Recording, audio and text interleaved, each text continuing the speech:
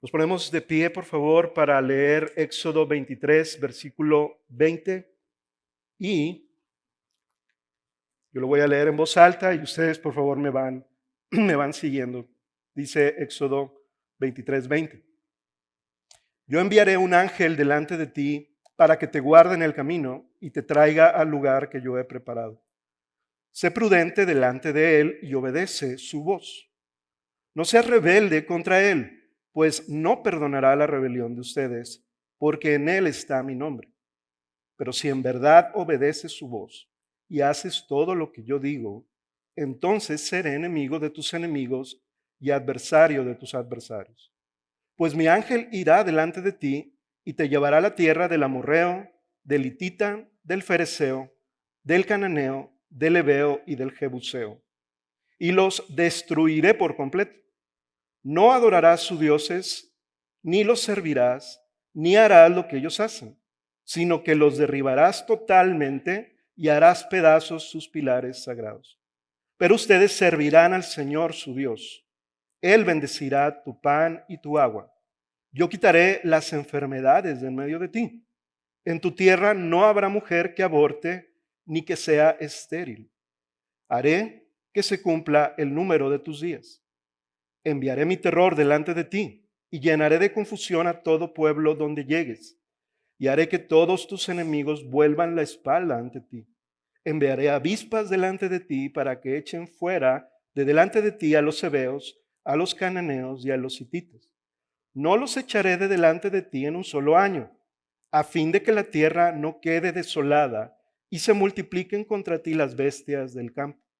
Poco a poco los echaré de delante de ti, hasta que te multipliques y tomes posesión de la tierra. Fijaré tus límites desde el mar Rojo hasta el mar de los Filisteos, y desde el desierto hasta el río Éufrates, porque en tus manos entregaré a los habitantes de esa tierra, y tú los echarás de delante de ti. No harás pacto con ellos, ni con sus dioses. Ellos no habitarán en tu tierra, no sea que te hagan pecar contra mí. Porque si sirves a sus dioses, ciertamente esto será tropezadero para ti. Pueden tomar su lugar. Y el día de hoy, este mensaje, hermanos, tiene como título Las promesas del Señor para un pueblo obediente. Las promesas del Señor para un pueblo obediente.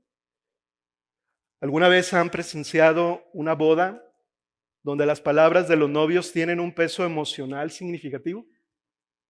Las bodas tienen momentos conmovedores, pero también de seriedad y compromiso. En una ceremonia de boda, por ejemplo, el ministro llama a los novios a asumir los encargos que son los deberes de fidelidad, exclusividad, en donde se comprometen a dejar todo por el otro y caminar juntos en todas circunstancias. Y luego vienen los votos, ¿verdad? Estas promesas que no son frases genéricas, sino son palabras personales, íntimas, entregadas desde lo más profundo del corazón al ser amado. Así que siempre en una ceremonia o en un pacto matrimonial hay promesas y hay compromisos. Porque nadie, ¿verdad?, entra a un pacto de esta forma diciendo, acepto tus promesas, pero viviré a mi manera, ¿verdad? Nunca hemos escuchado algo similar en una boda, ¿verdad? Donde se hacen los votos y alguien responda de esta forma, ¿verdad? Algo muy parecido está sucediendo en este pasaje. Y el Señor, después de entregarles su ley, este libro del pacto, ¿verdad? Que es donde llama a su pueblo no solo a un acuerdo legal, sino a entrar a una relación íntima con Él.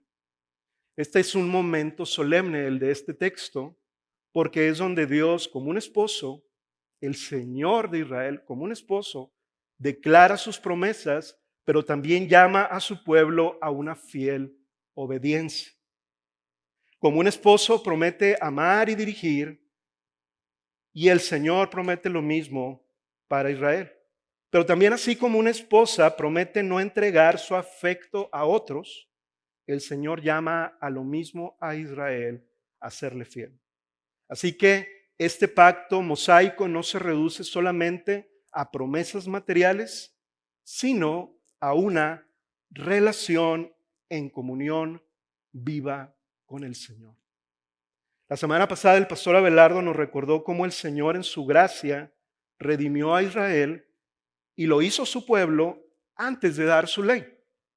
Eso nos apunta o nos indica que la obediencia a la ley nunca es una condición previa para poseer a su pueblo o para ser parte de su pueblo redimido, pero sí es una consecuencia natural de una relación viva con el Señor. Porque la obediencia, hermanos, y esta palabra puede significar algo retador por nosotros, ¿verdad? Siempre la palabra obediencia, pues es una palabra que nos llama a un deber. Pero la obediencia del pueblo de Israel que el Señor tiene un propósito mayor. Y este propósito es que a través de su obediencia al Señor, toda la tierra conozca al único Dios verdadero. Al ver a un pueblo que se deleita en obedecerle y que refleja su carácter santo, justo y amoroso. Así que el Decálogo y el Libro del Pacto, el Señor lo dio a su pueblo con el propósito de, más que llegar a un acuerdo legal, es a promover una relación con Él y reflejar su carácter santo. Pero no solamente eso, sino que el Señor quiere formar un reino de sacerdotes de una nación santa que es llamada para que por medio de este pueblo otras naciones puedan conocer, puedan adorar y puedan servir al único Dios verdadero. Pero la pregunta central en esto es, ¿cómo podrán llamar a otras naciones a adorar y servir al Señor si ellos mismos como pueblo no viven en obediencia y adoración verdadera? ¿Cómo puede un pueblo llamar a otra nación si lo llama a algo que ellos mismos no están haciendo? Pastor Abelardo también nos dijo algo muy importante acerca de esta pregunta, y es que el Señor, o para el Señor, no existe la separación entre lo sagrado y lo secular. Para el Señor, todo lo que hacemos en nuestra vida, no solo los domingos, sino de lunes a domingo, todo eso es adoración.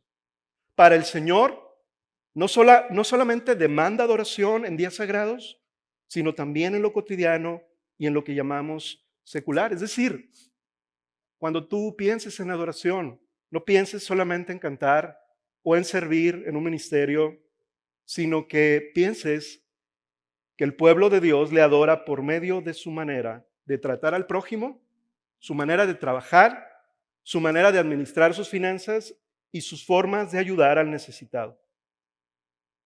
Tanto el Decálogo, que son los 10 mandamientos que vimos en Éxodo 20, como el libro del pacto de la parte final de Éxodo 20 hasta esta parte de Éxodo 23, y como también este pasaje que vamos a ver el día de hoy, tienen algo en común.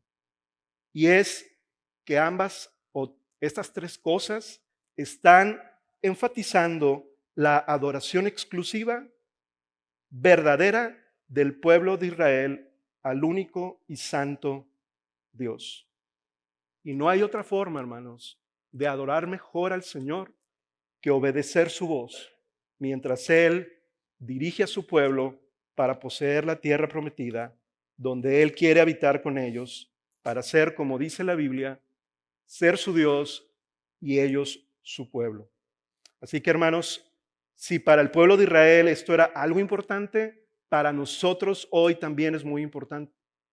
Y con mucho más razón es esencial para nosotros que vivimos en un nuevo y mejor pacto en Cristo. Somos llamados a mejores y más grandes promesas en Cristo, pero también somos llamados a una mayor expresión de obediencia, porque ahora nosotros, como su iglesia, tenemos al Espíritu Santo habitando entre nosotros. Y dice su palabra que estos nuevos corazones que Dios nos ha dado a su iglesia, todos aquellos que han sido redimidos para Cristo, son corazones que aman su ley y aman obedecer al Señor. Así que tanto para el pueblo de Dios en el Antiguo Testamento como en el Nuevo, este es el llamado del Señor: fidelidad y adoración verdadera a aquel quien todo lo da y quien todo lo sostiene en nuestra vida. Hermanos, la redención para el verdadero pueblo de Dios siempre lo guiará a una mayor obediencia y a una mayor adoración. Así que la propuesta de este mensaje, hermanos, cómo debemos responder al escuchar la enseñanza de esta mañana es: respondamos a las promesas del Señor obedeciéndole y adorándole, derribando todo ídolo en nuestra vida. No hay otra manera. Y en este pasaje es súper enfatizado porque todas estas cosas apuntan al primero y al segundo mandamiento del Decálogo, y a la forma como empezó el libro del pacto y a la forma como terminó el libro del pacto. Por eso el Señor está prometiendo esto, pero estas promesas no son para simplemente disfrutarlas, sino son para obedecer más a nuestro Dios a través de esas promesas. Y vamos a dividir el mensaje el día de hoy en 3 partes, que así lo divide también de alguna manera el texto, que son 3 promesas en cada parte. Pero cada promesa tiene un llamado a responder en obediencia, porque el pacto mosaico o el pacto en Sinaí tiene esta característica, que respondemos a lo que Dios ha prometido bendecir a través de nuestra obediencia como pueblo. Y acompáñenme a leer nuevamente la parte nada más en este primer punto del versículo 20 al 23. Este primer punto es la primera promesa y es la promesa de su dirección a los que obedecen su voz. La promesa de dirección a los que obedecen su voz. Dice el texto: yo enviaré un ángel delante de ti, está hablando el Señor, para que te guarde en el camino y te traiga al lugar que yo he preparado. Nota los pronombres en este pasaje, cómo se enfatizan de manera personal. Yo. Dios está hablando de manera personal y se está refiriendo a su pueblo, hablándoles a ustedes y a ti en este caso. Versículo 21, sé prudente delante de él y obedece su voz. No se rebelde contra él, pues no perdonará la rebelión de ustedes, porque en él está mi nombre. Esto, hermanos, es la primera parte de la promesa del Señor. Esta sección difiere notablemente de las anteriores que hemos visto las semanas pasadas. Tiene un tono mucho más personal, evidenciado por estos pronombres donde Dios explícitamente habla de manera personal. Yo enviaré, yo te llevaré, a ti, a ustedes no se rebelen, ustedes atiendan la voz. Y la primera promesa del Señor nos demuestra su corazón, el corazón que tiene por su pueblo. No es el propósito, no es el corazón de Dios simplemente dar leyes y que el pueblo camine simplemente solo para la tierra prometida. No, el Señor, su corazón es que ellos tengan su presencia manifiesta y su dirección evidente y real. Y esta promesa será llevada a cabo al enviar el Señor a alguien que el texto define como un ángel que va delante de su pueblo, que es quien lo guiará y los guardará en su camino. La palabra hebrea para ángel significa mensajero.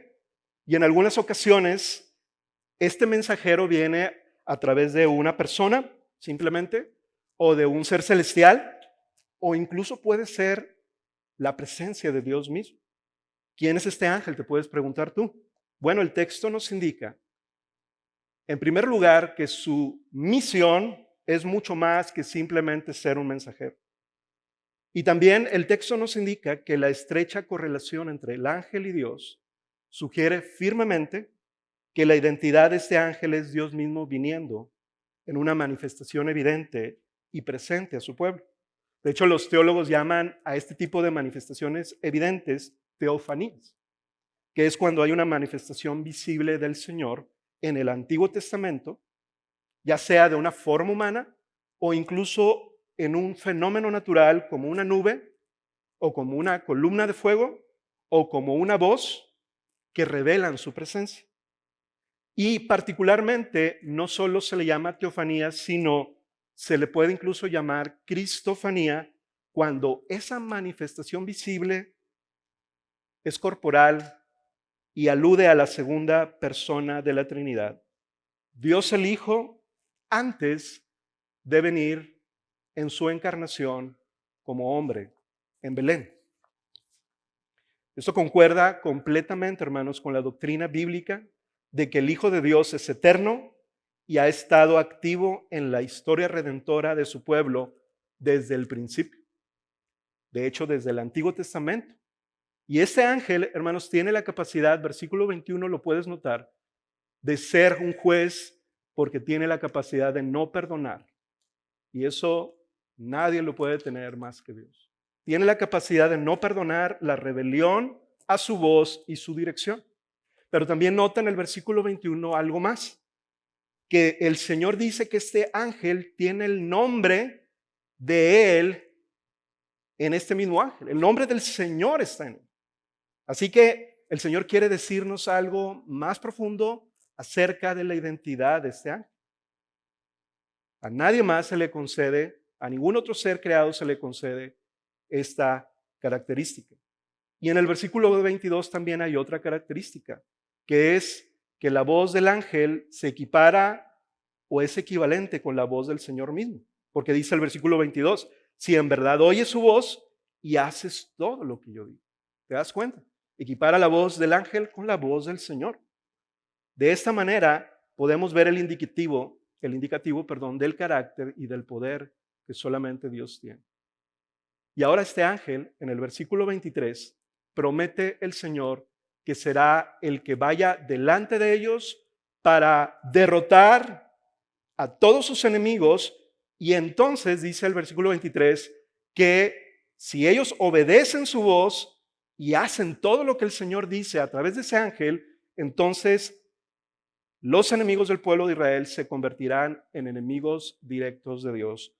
Y Él será, dice el versículo 23, el que destruya por completo a esos enemigos. Este mismo poder, hermanos, ya se manifestó en Egipto. Y también contra Amalek en una batalla que vimos hace algunas semanas, donde aunque el pueblo peleó en esta última batalla de Amalek, fue Dios quien dio la victoria. Él es quien pelea por su pueblo. Siempre que el pueblo de Israel está peleando en una batalla, no debemos de olvidar que es Dios quien hace que ellos venzan. Es Dios quien pelea por ellos de una manera evidente y real. De hecho, en el libro de Josué hay una manifestación del cumplimiento de esta promesa a su pueblo, de dirigirlos, de estar presentes con ellos y de derrotar a sus enemigos una vez que ellos empiecen a conquistar la tierra prometida. Dice el libro de Josué, capítulo 5, 13 al 15.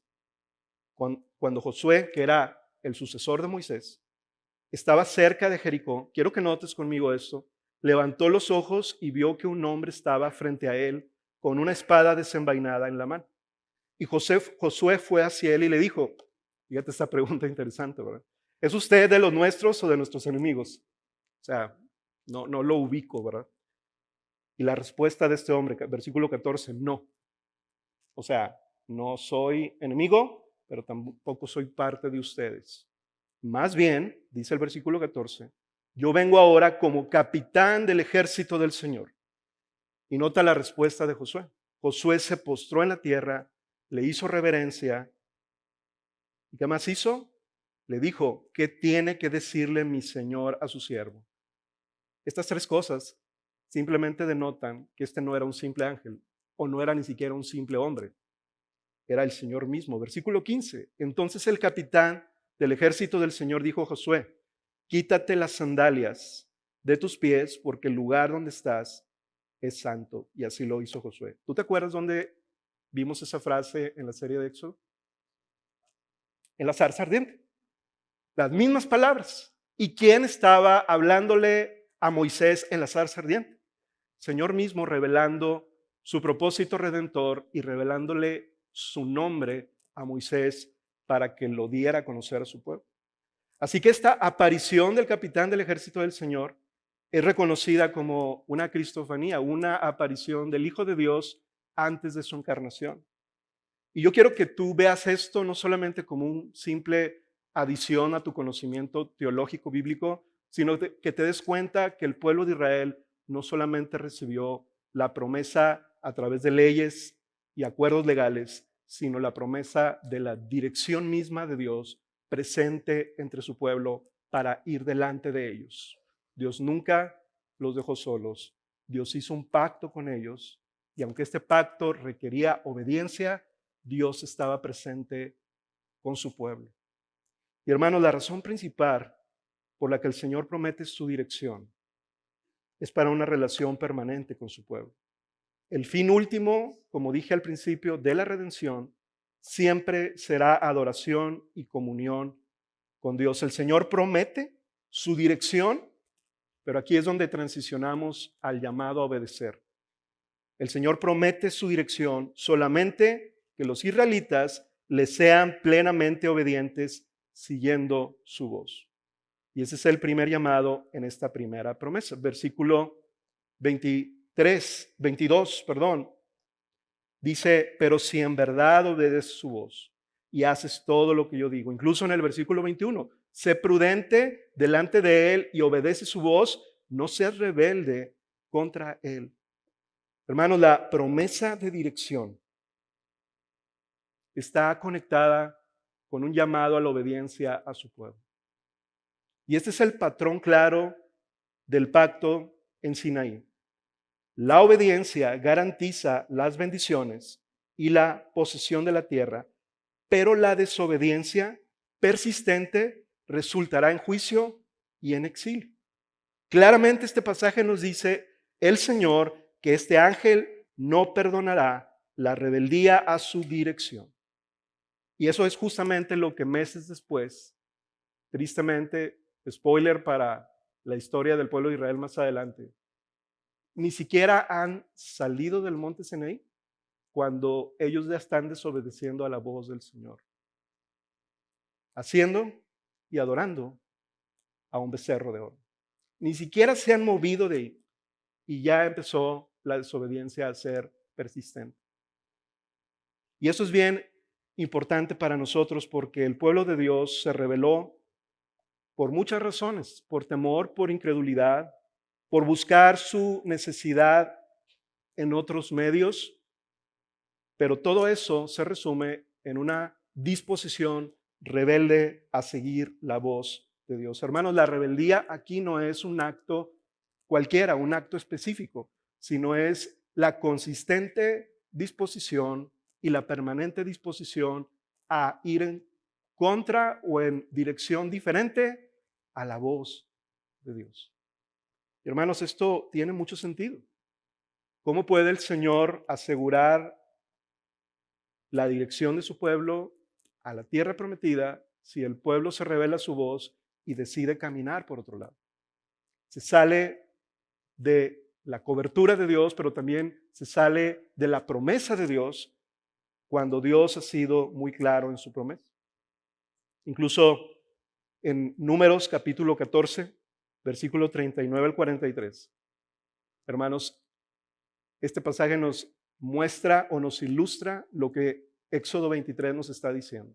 El pueblo de Israel termina desobedeciendo al Señor, quieren levantar otro líder, quieren apedrear a Moisés, quieren apedrear a los dos espías a los dos espías que solamente habían dado un buen reporte acerca de la tierra de Canaán, que iban a conquistar, la tierra donde iban a llegar. Y la gloria del Señor aparece y le dice a Moisés, Moisés, no van a entrar este pueblo rebelde porque 10 veces se han rebelado contra mí y no van a entrar. Los he perdonado por tu intercesión, he perdonado a este pueblo, pero no los voy a llevar a ellos. Vendrán otras generaciones detrás de ellos a quien yo meteré a la tierra prometida, pero solamente entrarán Josué y Caleb, quien tuvieron un espíritu diferente y siguieron mi voz plenamente. Y dice Números 14, 39 al 43.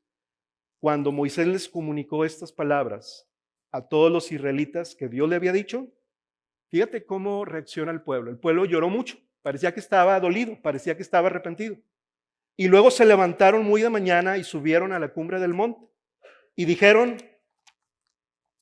parece una actitud muy piadosa, aquí estamos, subamos al lugar al que el Señor ha dicho, porque hemos pecado. Parece que hay un arrepentimiento, ¿verdad? Parece que hay un dolor, parece que hay un reconocimiento de lo que han hecho, pero Moisés dijo, ¿por qué entonces quebrantan ustedes el mandamiento del Señor si esto no les saldrá bien? ¿Por qué dice eso Moisés? Porque Dios le había dicho a Moisés, no suban al monte ya, regrésense al desierto y quiero que sigan mi voz. Pero el pueblo de Israel sintió que podía corregir las cosas en el camino, que podía ganarse el favor de Dios, pero Dios conoce nuestro corazón. Y entonces Moisés dice, no suban, no sea que sean derribados delante de sus enemigos. Y esta es la clave, pues el Señor no está entre ustedes. Pues los amalecitas y los cananeos, ya se juntaron ahí, ¿verdad? Estarán ahí frente a ustedes y caerán espada. ¿Por qué? Por cuanto se han negado ¿a qué? A seguir al Señor.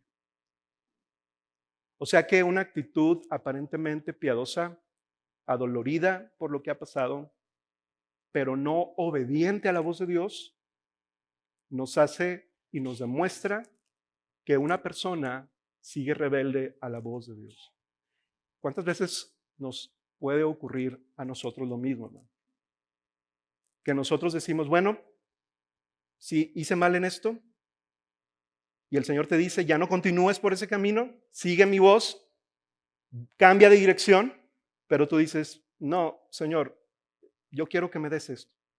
Yo quiero que tú me proveas esto. Pero el Señor te está diciendo, camina en esta dirección. La rebelión a la voz del Señor, hermanos, no se trata de un pecado aislado, sino de una conducta repetitiva. El pueblo trató de arreglar su error por sus propios medios y el resultado fue trágico. ¿Cuál fue el problema, regresando al pasaje de Éxodo 23 con esta ilustración? Hermanos, que tomar nuestras propias decisiones para el Señor es rebelarnos contra su voz. ¿Escuchaste bien?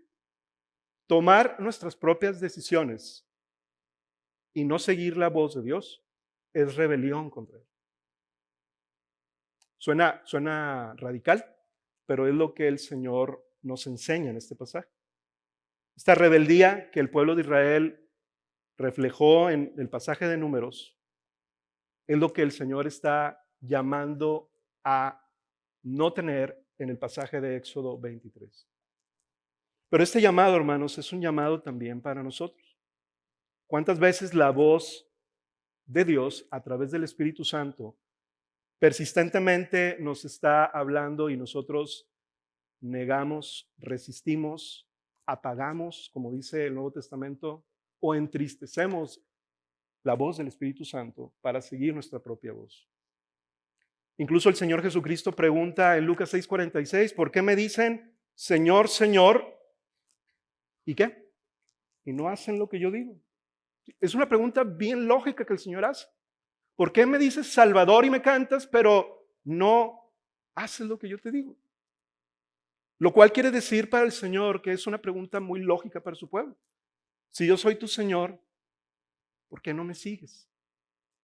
Primera de Juan 2, 4 al 5 es una pregunta que a mí en lo particular me conmueve, me reta y me exhorta a la luz de esta enseñanza. Dice Juan, el apóstol, el que afirma, lo conozco, pero no obedece a sus mandamientos, es un mentiroso y la verdad no está en él. Eso, hermanos, es lo que la Escritura dice en el Nuevo Testamento. El que afirma esto, pero no obedece sus mandamientos, Dios lo llama un mentiroso. Y versículo 5, en cambio, porque yo creo que todos nosotros queremos comprobar que esto no suceda en nuestra vida, el amor de Dios se manifiesta plenamente en la vida ¿de quién, hermanos? Del que obedece su palabra. Esto es algo que nosotros necesitamos revisar y Dios nos llama a revisar en este primer promesa y llamado. Y yo quiero preguntarles, hermanos, ¿estamos siguiendo la voz del Señor o solo buscamos validación para nuestras decisiones? Desde el corazón de mi vida como pastor y por lo que yo suelo platicar con el resto del equipo, hermanos, a veces algunos de ustedes piden consejo y lo estoy diciendo de mi corazón, pero nos damos cuenta que en ocasiones la decisión ya está tomada acerca del consejo que están buscando. Y parece que en algunas ocasiones se buscara solo la validación o la afirmación en lugar de la dirección de Dios en su palabra. ¿Por qué? Porque yo en lo personal digo esto, porque muchas veces esa búsqueda de consejo llega ya cuando la decisión está tomada. Cuando se acercan con nosotros, hermanos, para una plática prematrimonial, nos gozamos por eso. Pero en algunas ocasiones nos dicen, pastor, quiero una plática prematrimonial, me voy a casar y para que el Señor confirme y yo reciba su consejo. Muy bien, ¿y cuándo se cansa? Pues en 2 semanas. Ok, a eso me refiero. O puedo considerar una oferta de trabajo, pastor, estoy viendo, ayúdame a orar para tomar una buena decisión. Ok, pero ya dije que sí, y es en otra ciudad. Me estoy explicando, hermanos. ¿Es realmente nuestra disposición buscar la dirección del Señor? ¿O estamos buscando al Señor para que bendiga nuestras decisiones en vez de tomar la que Él nos revela en su palabra? En tus problemas, hermano o hermana que estás aquí, ¿oras para que el Señor cambie las circunstancias o para que cambie tu corazón? ¿Cómo te preparas cada domingo para venir a escuchar la predicación, pidiéndole al Señor que hable a tu vida, cuando muchas veces ni siquiera estamos con una expectativa, una reverencia, estamos distraídos o pensando en lo que vamos a hacer saliendo de aquí? Todas estas cosas son preguntas prácticas, hermanos, que quiero que meditemos porque son muy importantes a la luz de este pasaje. El Señor le está diciendo a su pueblo, sigue la voz de este ángel, que en mi misma presencia no te rebeles a su voz, porque Él no perdonará la rebelión de ustedes. Y en su gracia, hermanos, el Señor nos concede a nosotros, a pesar de nuestros hierros, a pesar de nuestra necedad, a pesar de tomar nuestras propias decisiones, nos concede su bondad, pero Él nos recuerda en esta mañana que no, si el Señor es nuestro Dios, no tomemos decisiones solos.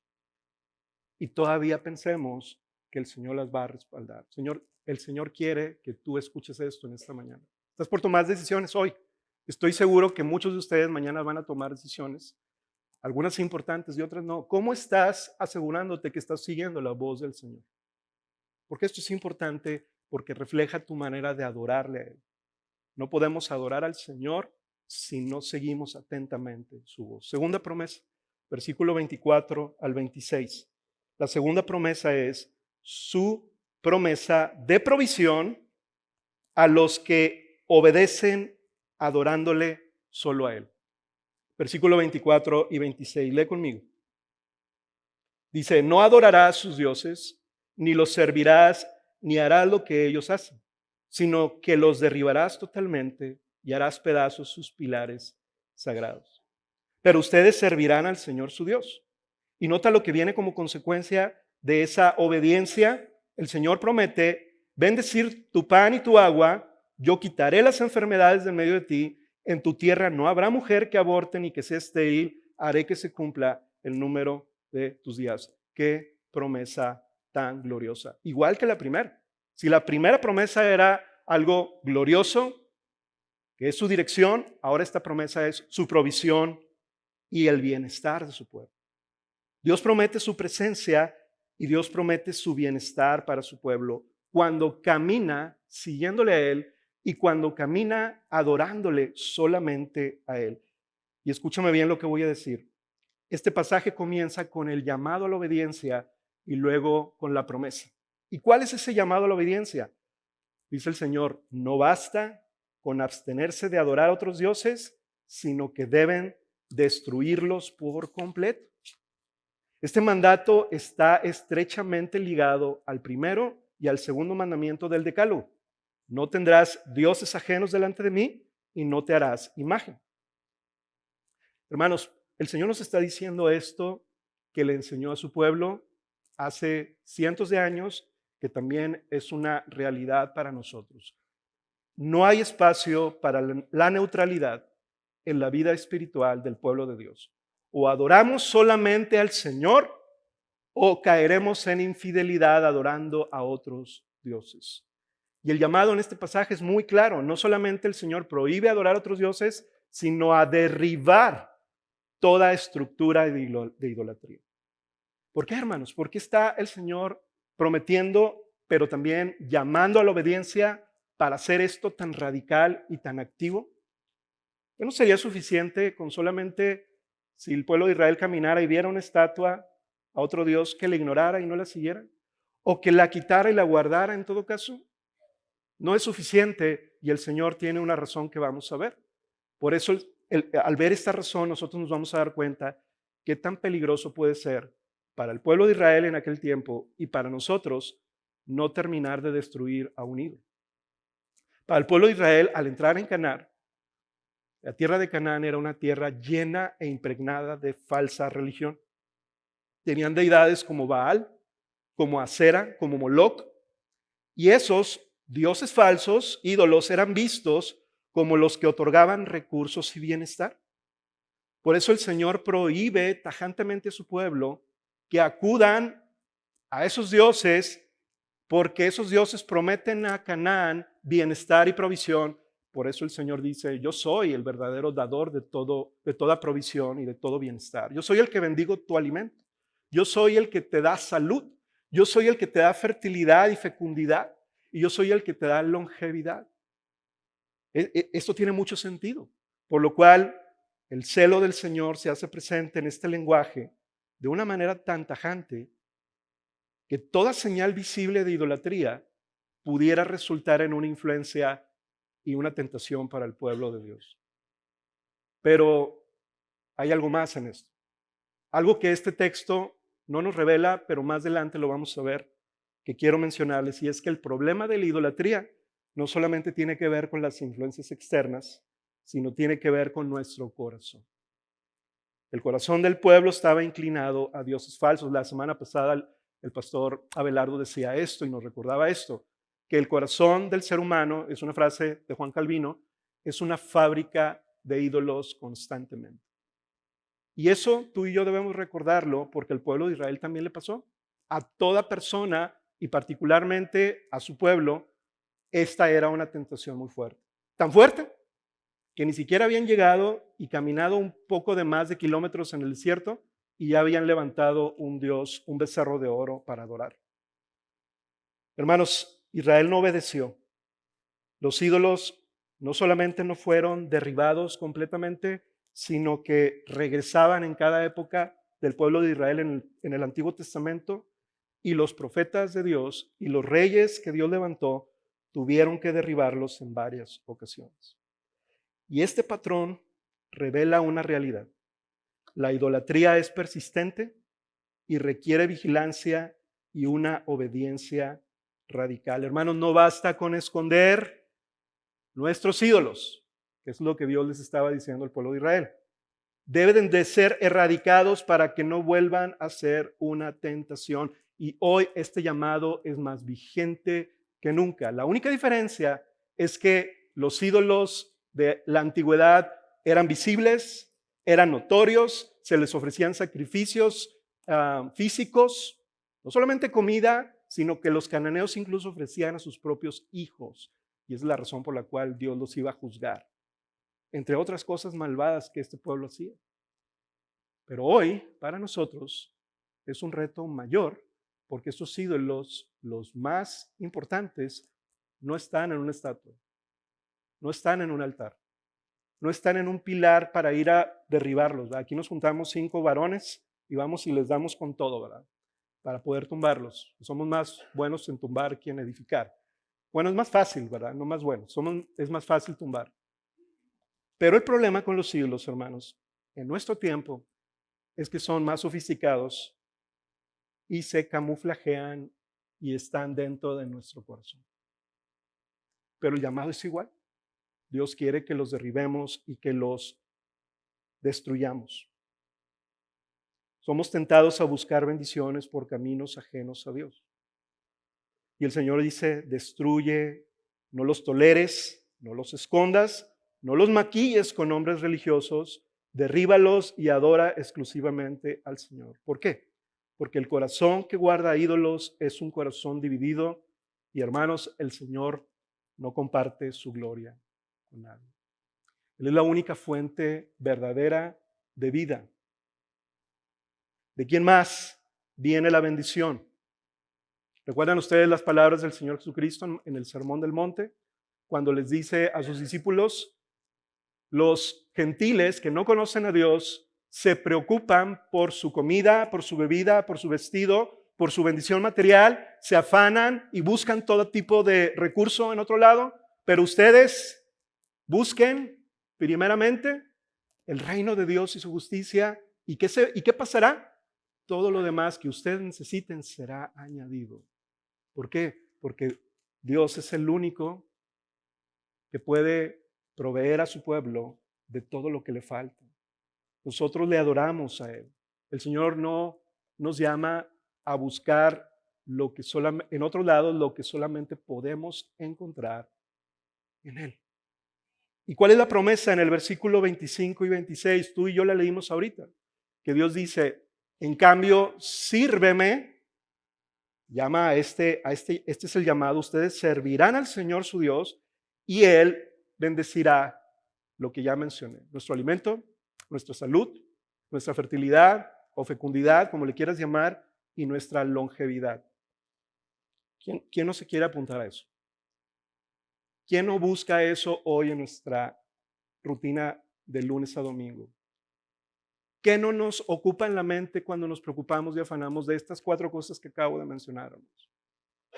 Muchos de nosotros, esas son de las cosas que pueden estar preocupando nuestro corazón y tentarnos a llevarnos a depender de otras cosas y a buscar esas cosas en otros lados, menos en el Señor.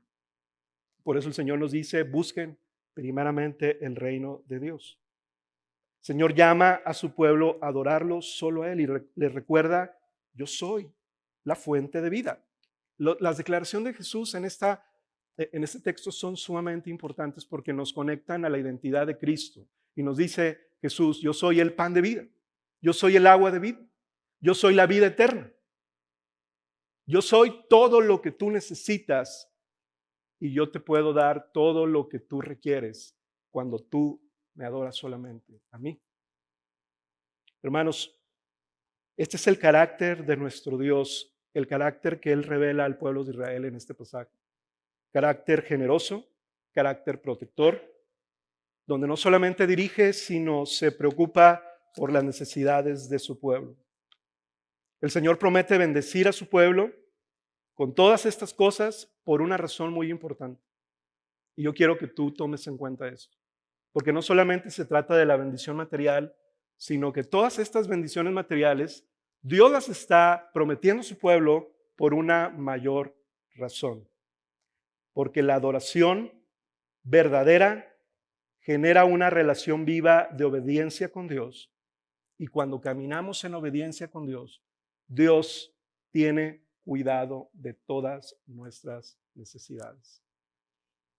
Hermanos, yo quiero que ustedes escuchen esto. ¿A quién estás buscando tú para la provisión de tu vida? Tal vez no a otros dioses, textualmente hablando, físicamente hablando, pero tal vez estás buscando en el Dios del trabajo. Pastor, pero ¿cómo puede llamar un ídolo o un Dios al trabajo cuando tú lo cambias de lugar en el lugar que no debe de ocuparse? El trabajo es una bendición, sí, de hecho es un mandamiento de parte de Dios, pero toda bendición dada por Dios se puede convertir en un ídolo cuando nosotros lo atesoramos más que a Dios. Que el Espíritu Santo nos pueda hablar en relación a esto, hermanos, porque nuestra adoración tiene que ver con nuestra vida diaria.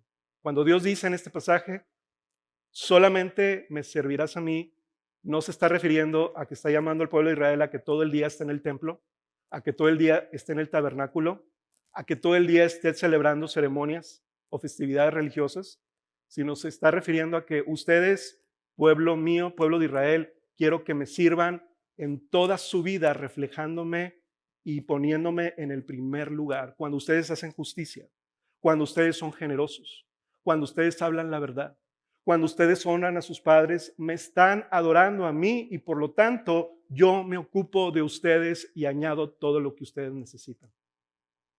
Y eso es lo que nosotros necesitamos escuchar en este pasaje, que Dios promete ser nuestra fuente de toda necesidad cuando nosotros estamos adorándole verdaderamente y solamente a Él. Así que, hermanos, no caigamos en el ídolo del éxito profesional para creer que nuestra provisión vendrá de Él.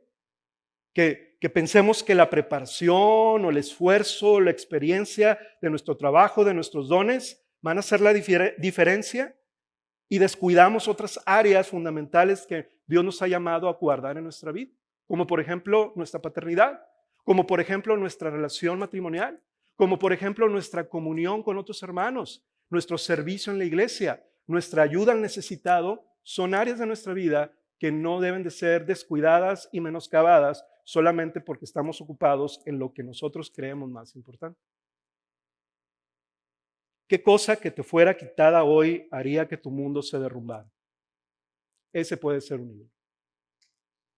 Y el Señor llama a su pueblo a derribarlos, no solamente a justificarlos o a ignorarlos o a dolerte, ¿verdad? Ay, sí es cierto, esto que está diciendo el hermano Cuauhtémoc y a mí me llegó y fue muy bonito y haces un post en Facebook y todo esto, está bien. Pero lo importante es cómo tú vas a responder en derribar el ídolo que tú, por la gracia de Dios, ya has identificado que Dios te llama a destruir. Muchos de ustedes en su corazón en este momento, el Espíritu Santo está trayendo a su corazón muchos ídolos que el Señor ha llamado a destruirlos y derribarlos y hasta el día de hoy probablemente no lo has hecho. Si ese es tu caso, hermano, Dios quiere hablar a tu vida el día de hoy para que tú puedas hacer lo que Dios llamó al pueblo de Israel a hacer. Tercera promesa, versículo 27 al 33. Ya vimos la promesa de su dirección para los que le obedecen siguiendo su voz. Ya vimos la promesa de su provisión para los que le adoran solamente a Él. Y esta última es la promesa de su victoria progresiva a los que le obedecen sin concesiones, sin reservas, sin pactos con el mundo. Voy a leerlo el 27 al 33. Dice el Señor, enviaré mi terror delante de ti y llenaré de confusión a todo pueblo donde llegues. Y haré que todos tus enemigos vuelvan la espalda ante ti. Enviaré avispas delante de ti. Qué curioso y qué cosa, ¿verdad? Enviaré avispas para que vayan delante de ti y para que echen fuera de delante de ti a los heveos, a los cananeos y a los hititas. No los echaré de delante de ti en un solo año. Es interesante esto. A fin de que la tierra no quede desolada y se multipliquen contra ti las bestias del campo. Poco a poco los echaré de delante de ti, hasta que te multipliques y tomes posesión de la tierra. Fijaré tus límites desde el mar Rojo hasta el mar de los Filisteos, desde el desierto hasta el río Éufrates. Porque en tus manos entregaré a los habitantes de esta tierra y tú los echarás de delante de ti. Me parece muy interesante eso. Tú los echarás. No dice tú vas a pelear y vas a ganar la batalla. Dice, no, tú simplemente vas a echarlos, a barrerlos. No harás pacto con ellos ni con sus dioses. Ellos no habitarán en tu tierra, no sea que te hagan pecar contra mí, porque si sirves a sus dioses, ciertamente esto será tropezadero para ti. Hermanos, esta es una gloriosa promesa, la última de este pasaje, y comienza revelándonos la soberanía de Dios en la victoria progresiva de su pueblo, donde Él obra para establecerlo en la tierra prometida. Él mismo, dice este pasaje, se encargará de infundir y sembrar terror y confusión en los enemigos de su pueblo. Es decir, no depende de la fuerza militar de Israel, no depende de su habilidad, incluso no depende del mérito o de las justicias de Israel, sino depende de la fidelidad del Señor en su pacto con ellos. El Señor incluso menciona que enviará avispas delante del pueblo, lo cual apunta que el Señor usará medios naturales y medios estratégicos, sobrenaturales también, para debilitar al enemigo. Básicamente, lo que el Señor está haciendo es con todas estas acciones, infundiendo temor, confundiéndolos, enviando avispas, básicamente está venciéndolos de una manera sobrenatural para que el pueblo de Israel pueda entrar en la tierra prometida.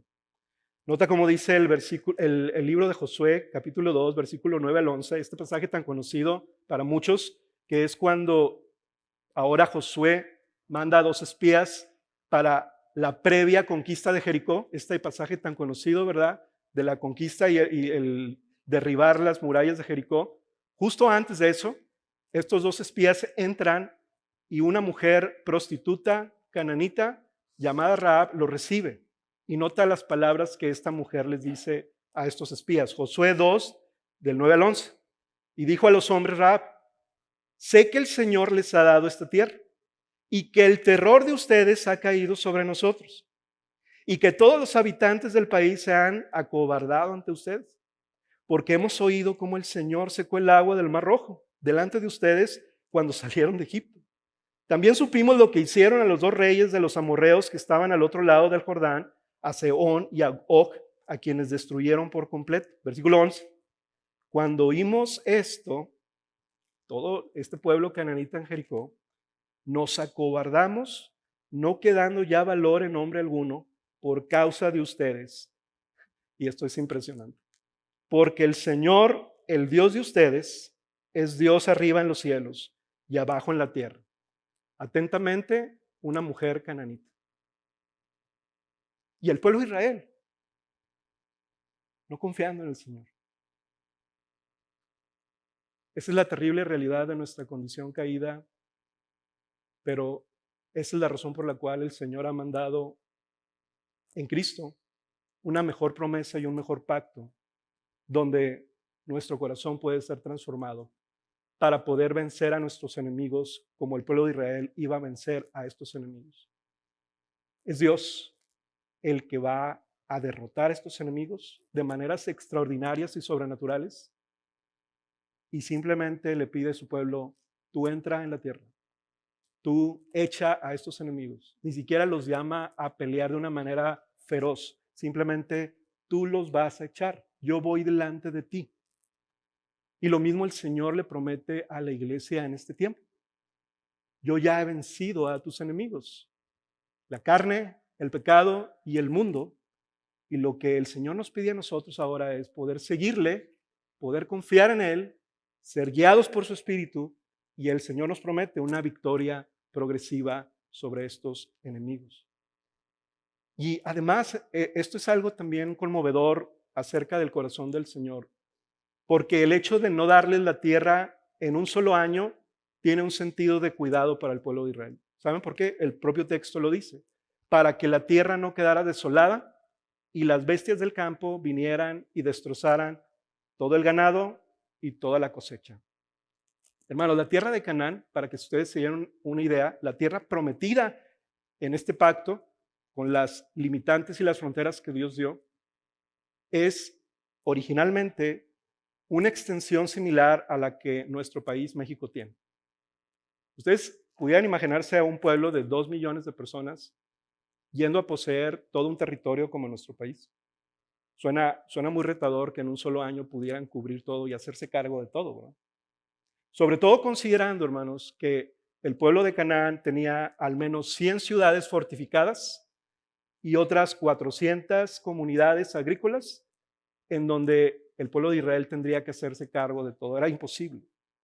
Pero el Señor, incluso en eso, tiene cuidado de su pueblo y de la tierra que Él les ha prometido, y les dice: voy a hacer esta conquista, pero ojo, la voy a hacer poco a poco, dice el versículo 30.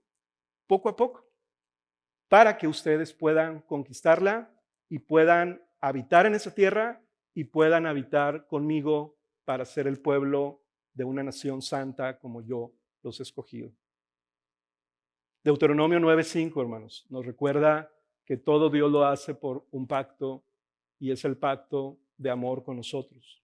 Esto es lo que les dice Moisés al pueblo de Israel: no es por tu justicia ni por la rectitud de tu corazón que vas a poseer su tierra, nota esto, sino que por la maldad de estas naciones el Señor tu Dios las expulsa de delante de ti. ¿Para qué? Para confirmar el pacto que el Señor juró a tus padres, Abraham, Isaac y Jacob.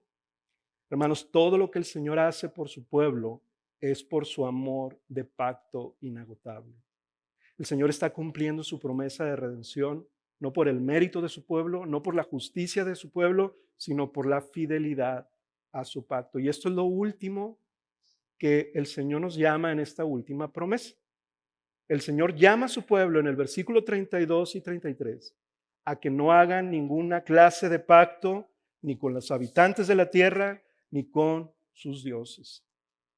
No solamente el pueblo de Israel iba a habitar esta tierra, hermanos, iba a santificarla a través de su obediencia. Y el Señor no les estaba dando Canaán para que vivieran como los cananitas, sino para que vivieran reflejando su santidad. Los israelitas, como nosotros, hermanos, vivimos contra cultura. Vivimos en contra de la corriente del mundo. El Señor llama a su pueblo en este pacto y en esta promesa a decirles, no hagan lo que otros habitantes de esta tierra hacen, no hagan pacto con ellos ni con sus dioses. No diluyan la verdad, no diluyan mi carácter por hacer pacto con ellos. ¿Cuál era la tentación para el pueblo de Israel de hacer pactos con ellos? Pues porque ellos eran una tierra muy próspera. Eran un pueblo experto, los cananitas, en la siembra y en la cosecha y en el ganado. Y el pueblo de Israel no era experto en eso. El pueblo de Israel era esclavo. El pueblo de Israel a duras penas tenía ciertas cosas de ganado y de agricultura, pero no tenían gran experiencia. Y esa era la razón por la cual el Señor sabía que podían ser tentados a hacer pactos con los cananitas. No, es que vamos a trabajar como los cananitas porque a ellos les va muy bien. Ellos tienen mejor cosecha. Y si incluso me enteré, imagínate un israelita diciendo esto, ¿eh? Me enteré que un cananita pues le lleva ciertas ofrendas a un Dios y luego llueve en su campo. No, pues imagínense la tentación a ceder a esta clase de pensamiento. Pues hermanos, lo mismo pasa en nuestro tiempo. El pueblo de Dios hoy es llamado a vivir sin adaptarse a este mundo, como dice Romanos 12:2. No nos conformemos en este mundo y a su pensamiento, sino a qué nos llama el Señor, a ser transformados en nuestra mente por medio de la renovación del Espíritu Santo en nosotros. El Señor nos llama a esto para comprobar que Él es el verdadero Dios, que no hay otro Dios. Todos los que se llaman a sí mismos dioses son ídolos, son dioses falsos y por lo tanto Él llama a su pueblo a no hacer ninguna clase de concesión ni de compromiso con el mundo.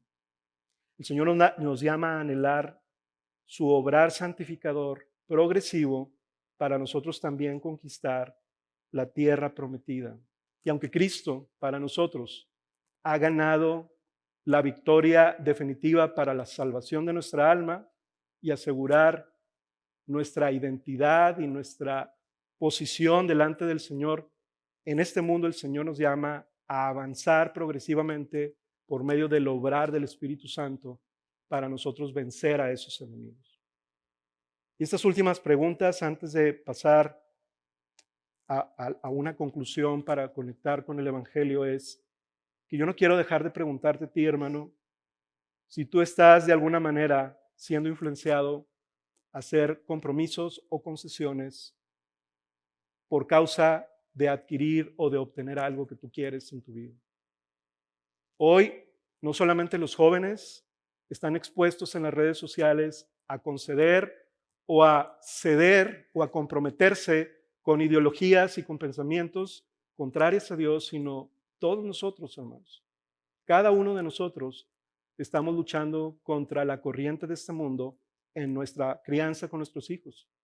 Cuando el Señor nos dice, por ejemplo, que traigamos disciplina e instrucción del Señor, pero a veces somos influenciados por ideologías de este mundo que nos hacen pensar más en las necesidades o en la comodidad de nuestros hijos o en el ser respetuosos con nuestros hijos antes que ser fieles al Señor en cómo Él nos ha mandado.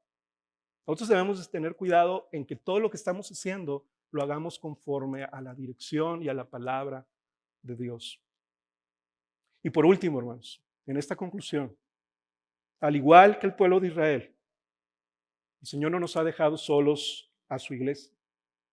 Juan 10, 27, 28 son las palabras de nuestro ángel revelado como el Hijo verdadero y único de Dios, la segunda persona de la Trinidad hecha carne, cuando vino a este mundo a cumplir su propósito redentor de adquirir una iglesia, un pueblo para sí mismo. Él dijo estas palabras: mis ovejas oyen mi voz y yo las conozco y me siguen. Y yo les doy vida eterna y jamás perecerán y nadie las arrebatará de mi mano. Jesús es el Dios encarnado. Es el pastor que va delante de sus ovejas y escuchan su voz y lo siguen. Y la manera como Él ha venido, hermanos, es a dirigirnos y a preparar un lugar para nosotros, abriendo el camino por medio de su vida, su muerte y su resurrección, para que podamos seguirlo como nuestro Señor y Salvador. Y mira lo que dice Efesios capítulo 1, versículo 3 al 4. Así como el pueblo de Israel recibió una promesa de bendición y de provisión, mira esta promesa para el pueblo de Dios en Cristo, su iglesia.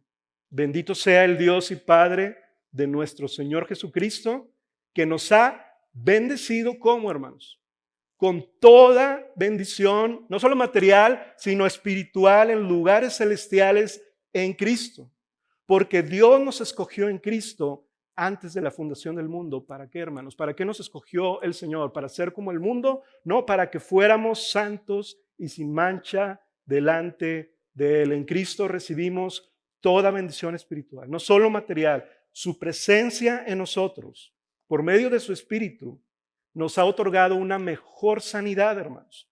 Nos restaura del pecado, nos restaura de la culpa, nos restaura de nuestra propia rebeldía, de nuestro propio egoísmo y nos llama a adorarle solo a Él, que Él es nuestro pan de vida, nuestra fuente de todo bienestar. Hermanos, mi conclusión en esto, para poder orar y querer darles un llamado a los que están presentes es: hermanos, caminemos en obediencia por medio de su Espíritu en nosotros para hacer morir las obras de la carne y para que ese continuo obrar del Espíritu Santo, a través de nuestra obediencia, seamos transformados de gloria en gloria, como mencionaba Arturo en la alabanza.